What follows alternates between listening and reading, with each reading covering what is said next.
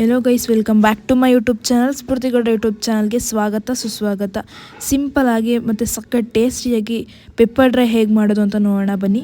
ಮೊದಲು ಒಂದು ಪ್ಯಾನ್ನ ಇಟ್ಕೊಳೋದಕ್ಕೆ ಸ್ವಲ್ಪ ಎಣ್ಣೆನ ಹಾಕ್ಕೊಳ್ಬೇಕು. ಅದಾದಮೇಲೆ ಒಂದು ಆನಿಯನ್ನ ಸಣ್ಣ ಸಣ್ಣದಾಗಿ ಹಚ್ಕೊಂಡು ಹಾಕ್ಕೊಳ್ಳಿ. ಅದಾದಮೇಲೆ ಒಂದು 5ರಿಂದ 6 ಹಸಿಮೆಣ್ಸಿನ್ಕಾಯಿ, ಒಂದು ಸ್ವಲ್ಪ ಕರ್ಬೇವಿನ ಸೊಪ್ಪು ಸ್ವಲ್ಪ ಜಾಸ್ತಿ ಹಾಕ್ಕೊಂಡು ಟೇಸ್ಟ್ ಕೂಡ ಚೆನ್ನಾಗಿರುತ್ತೆ.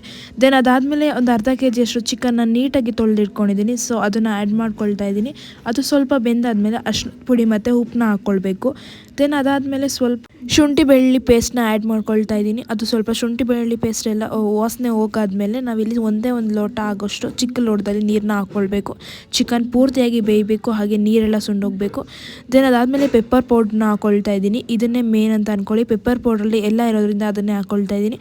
ಅದಾದಮೇಲೆ ಸ್ವಲ್ಪ ಪೆಪ್ಪರ್ ಪುಡಿನ ನಾನು ಮನೇಲಿ ಮಾಡ್ಕೊಂಡಿರೋದನ್ನ ಹಾಕ್ಕೊಳ್ತಾ ಇದ್ದೀನಿ. ಇದು ಸ್ವಲ್ಪ ರೋಸ್ಟ್ ಆದರೆ ಸಖತ್ತಾಗಿರೋ ಪೆಪ್ಪರ್ ಡ್ರೈ ರೆಡಿ ಆಗಿಬಿಡುತ್ತೆ.